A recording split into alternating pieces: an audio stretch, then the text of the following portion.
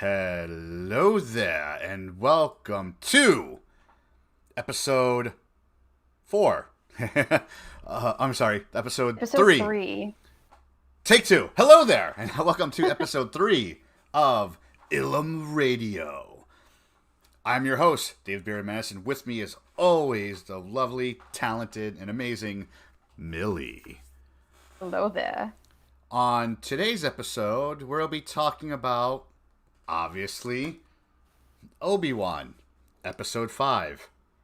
And there's a lot to talk about. So, spoilers for Yes. those of you who have not seen episode 5, because we will be going in deep with this episode, because there is a lot to talk about here.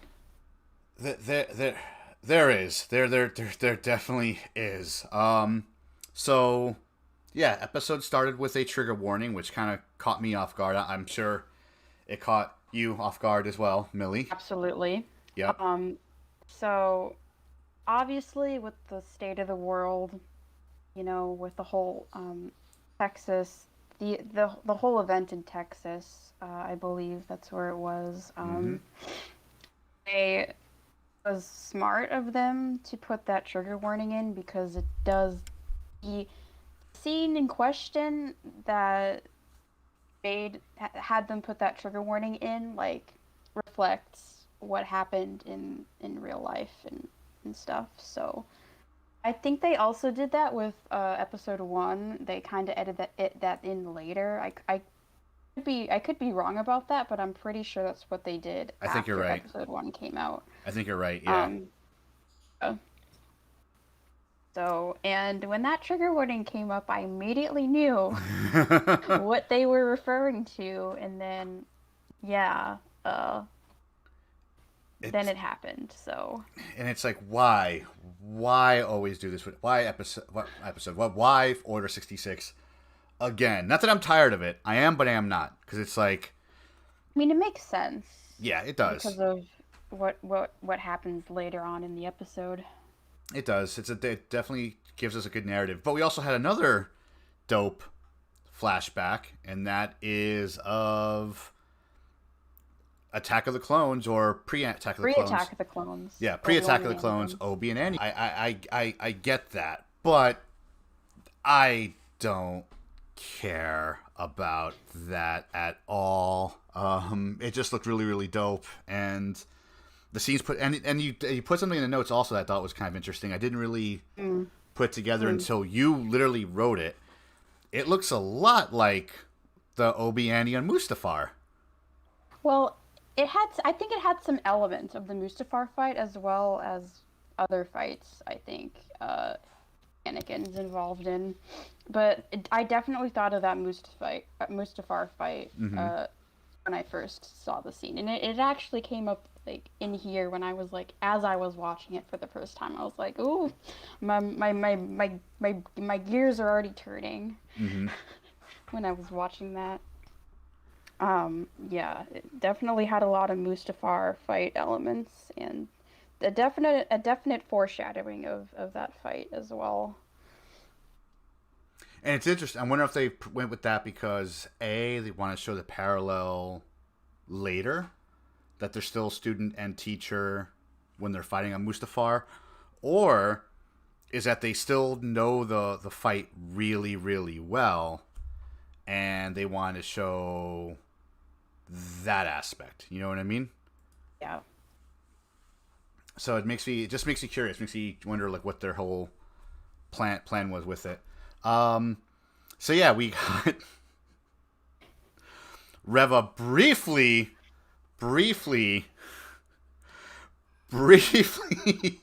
I keep on saying briefly because just promoted as Grand Inquisitor. Yeah. And cool, she got the job. I'm still I mean, we know why she wanted Grand Inquisitor, and we were both right on the money. Right. Yep, both right on the money, but it still goes back to, why would anyone want to be the Grand Inquisitor in this? Is there better pay, better benefits? Can someone please tell me what comes with being the Grand Inquisitor? I just need to know. I just can't imagine it, because canonically, and especially in Fallen Order, Vader cuts off limbs for the Inquisitors when they mess up. Yeah. We've seen him do that with, spoiler alert, Trilla in Fallen Order. Mm-hmm. So, I don't know much about the Vader comics, and I don't know if he encounters them in the comics at all, but I'm pretty sure he did the same thing. I'm pretty sure. I don't know. I haven't read the comics. I've only seen the gameplay and, you know, all the stuff that Vader has done on screen. Right. So right. Can't really compare him. Like, I can't compare like comics Vader to like the Vader we see on screen. Mm-hmm. So. What does the Star Wars Skinny Say podcast? Do you wonder if the will to live? Don't you think? He's talking about. He's talking about Reva. We'll get to that. We'll get to that. We're getting there. We'll get there, Star Wars Skinny. We're trying to keep this professional and move in order because we're always jumping around. We're like, no, we're gonna be professional in this. We're gonna go in chronological, like how the episode plays out this time. We're not gonna go all over the place. Yeah, at least try to anyway. Yeah. So yeah, she briefly got a promotion. Well, she got a promotion, super happy, and now she's leading the attack on. We're on the Devastator, which is pretty dope. At least I think we're on the Devastator right now. I want to point out. I think you forgot to mention she gets a Grand Inquisitor pin. Oh yeah, that's right. Grand Inquisitor. Yeah. I guess that's something, but still, it's like, what kind of promotion does Grand Inquisitors get from other Inquisitors? Like, I guess the pin, but that's, I guess, it. They get a pizza party. That's exactly what they get. Pizza party? Yep. I mean, like any corporate job. Good job. Have a pizza party, not extra pay. Is it like Grand Inquisitor, like Employee of the Month in the Star Wars universe or something? Because what I'm getting at here, anyway. On the Death Star, back on Coruscant, in Palpatine's office, we see like the Grand Inquisitor, a bunch of photos of him just smiling. Yeah. Employee of the Month again, that Grand Inquisitor. Wow, that guy really knows how to do what he has to do. He will do what needs to be done. It reminds me of that one SpongeBob episode where it's like a whole wall of like Employee of the Month SpongeBob pictures. Like it's, I'm like picturing that, but instead of SpongeBob, it's like Grand Inquisitor. Oh, that. Anyway. That needs to, like, I gotta write that one down also because we got like cancel Sheev for last week, and then this week it has to be. Hey man. Speaking of Sheev. What's up? I want to get in like. You know what? I'm gonna save that for my theory. Never mind. Okay. All right. Yeah. Let's continue. Let's remember that chat. Remember she said that. That way, if we forget at the end, just call her out on it. Just saying, guys. Just saying. No, I'll remember Sheev, definitely. But that needs to be a shirt, just like the Grand Inquisitor Employee of the Month or something. Write that down. Oh god. So yeah. So next up on the list, while I'm flipping through my notebook really quickly so I can write stuff down. Haja came back, which was interesting. Yeah, he helps the path pretty much. I love how even though he's helping with the path, he's still kind of like scheming. Yeah. Because he was like, "Oh yeah, good business here. I can like do this." It's like, damn, dude, like. You're about to literally be shipped out to like the worst thing ever, and you're like, "Oh, I got a wheel and deal, wheel deal to my last minute." Well, if it means a chance to survive for him, then I guess that's what he has to do. He's in a wheel and deal. Yeah. He's probably like the kind of guy that when he shakes your hand, he takes fingers with it, and you don't even realize it. Maybe, I guess. So now we're getting to it where we have your theory of Reva. What was your theory? Reva was one of the younglings during Order 66. Mm-hmm. Guess what? It's actually canon. My theory was right. I'm so happy that one of my theories from like several weeks ago was correct. And I kind of regret not like coming up with theories from last week's episode because most of my theories from several weeks ago have basically been confirmed from last week's episode. So very, very happy and very reassured that specific theory was correct.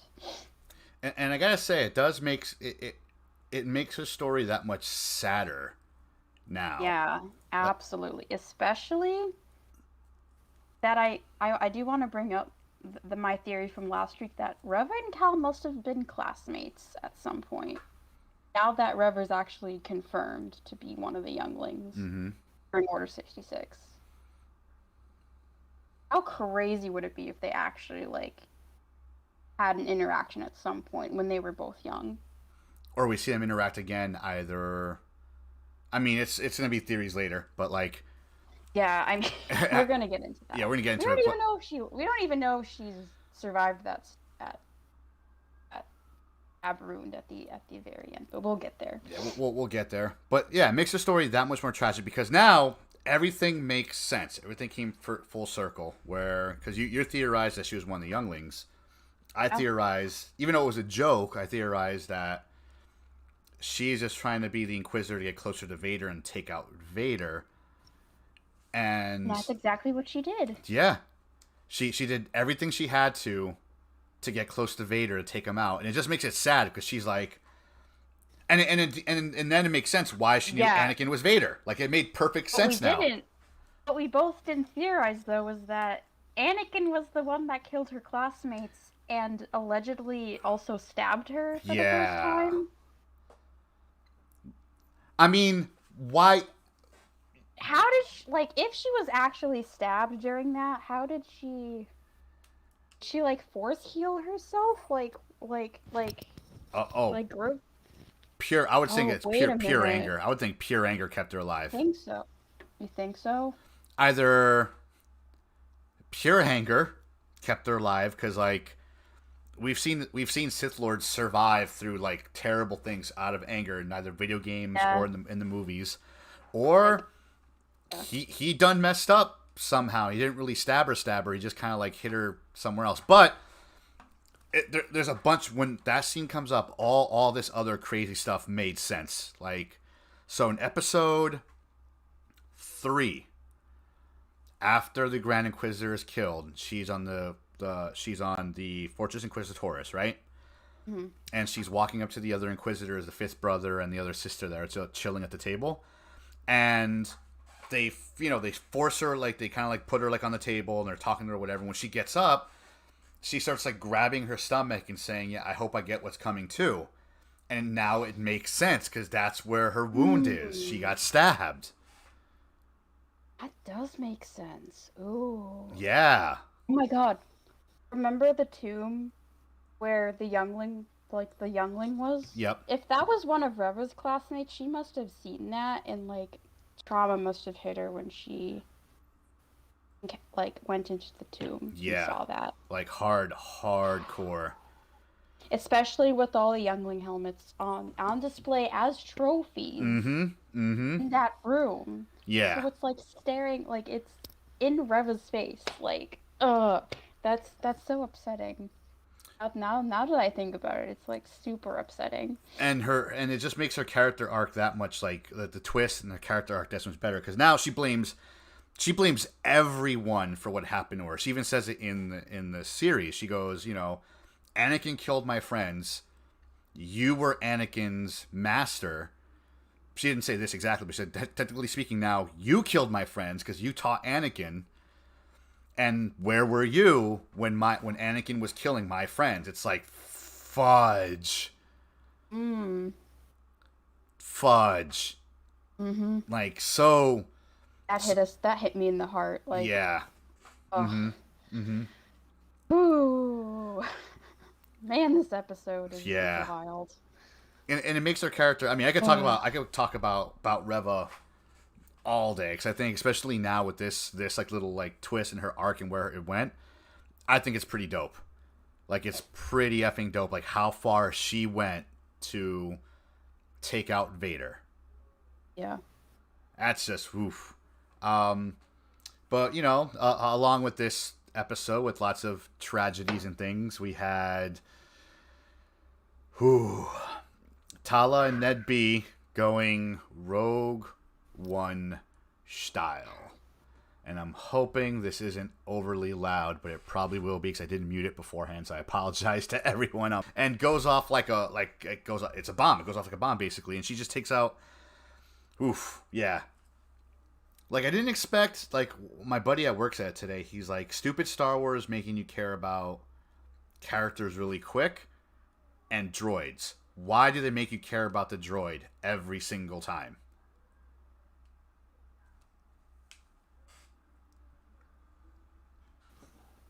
So, question for the chat, and also, because obviously we didn't do this part here because we thought, might be a little fun for chat and anyone in the comments below to decipher. Also, if you're here with us and you're seeing this after the fact, definitely check us out on Twitter at Ilum Radio or on Instagram at Ilum Radio, or send us an email at ilumradiopodcast.com if you want us to talk about a certain subject. Gmail.com. Thank you. I always forget the Gmail. I don't know why. It's there. It's in our YouTube About section. Don't worry about it. It's up there somewhere. You'll see it. So, we saw much more Arabesh this time around on that wall. Yes. And it was way clearer. Way clearer. Yeah.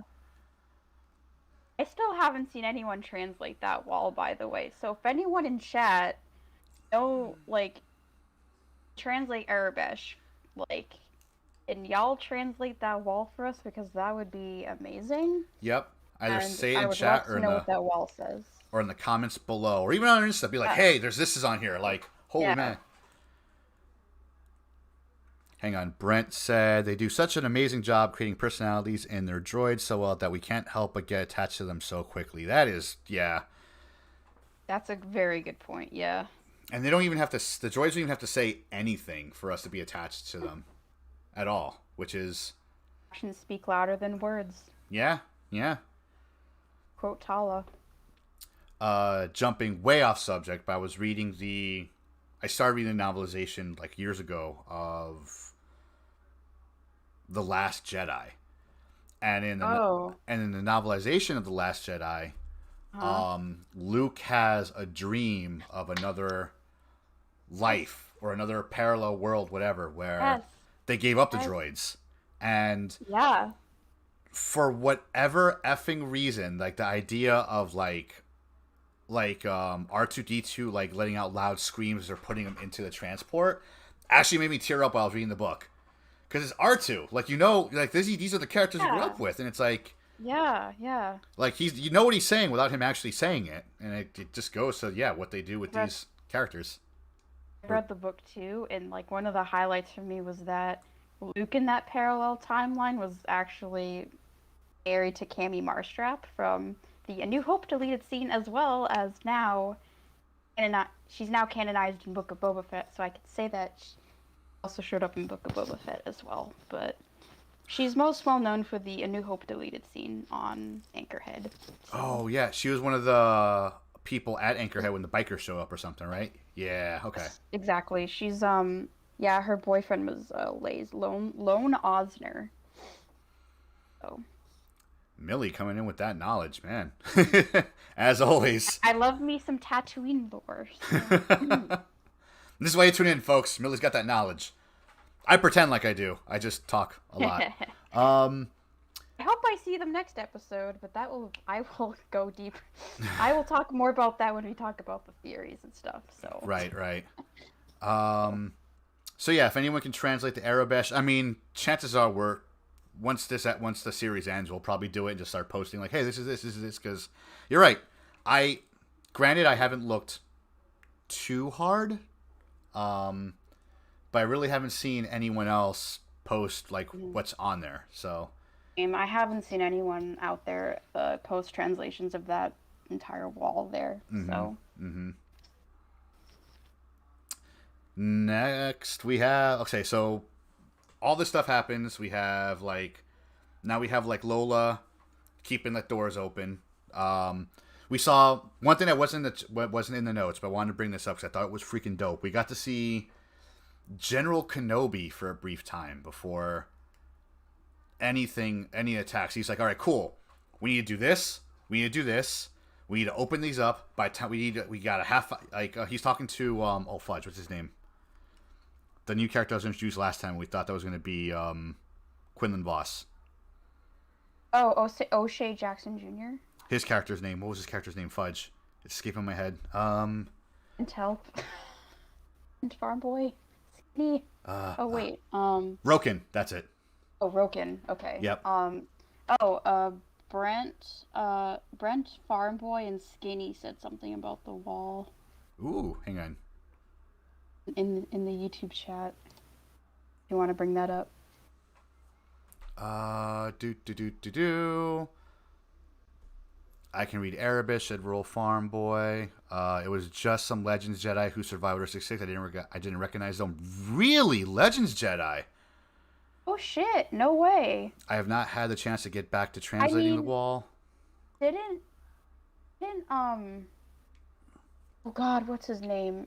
From Legends. He was like Luke's apprentice or something in Legends. Kyle Katarn? No, not Cal Katarn. It was I think it's in my notes actually if you look at it. I know what you're talking about now. Corran Horn.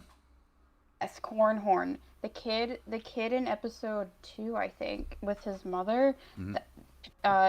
That boy's credited as Corran in the credits. If you actually look at the credits, and actually in the credits of this episode, he actually shows up on the planet that they're on, and they escape, and he's credited as Corran, and everybody's thinking, oh my god, he's like Corran Horn from Legends, the Jedi apprentice of Luke Skywalker, which makes sense because they looked about the same age at this time, so.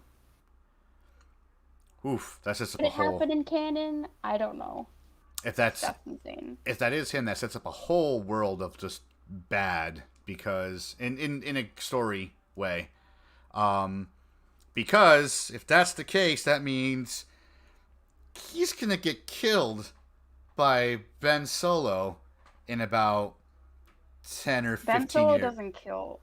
Ben Solo was confirmed not to kill them, though. Oh really? That's in the Ben Solo comic. Oh. I don't remember exactly. I think it was like the Knights of Ren that killed them, though. Gotcha. Ben Solo had nothing to do with that, I believe. The Corran Horn. Corran Horn is in the room as yes. I was like mentioning like actual like Legends Jedi, not on the wall, but like the actual episode. Next up, so we did the Eru Bash. Oh, so dope scene, like several parallels. We have Vader pulling the ship down, like mother effing G, and doing some lightsaber stuff also. Ahsoka in Rebels. Mm-hmm. Not Rebels, Clone Wars. Clone Wars. It's okay. We all make that mistake.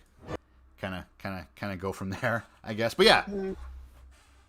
So like as you're saying, it was like paralleling Ahsoka also with Clone Wars. Yeah, Clone Wars.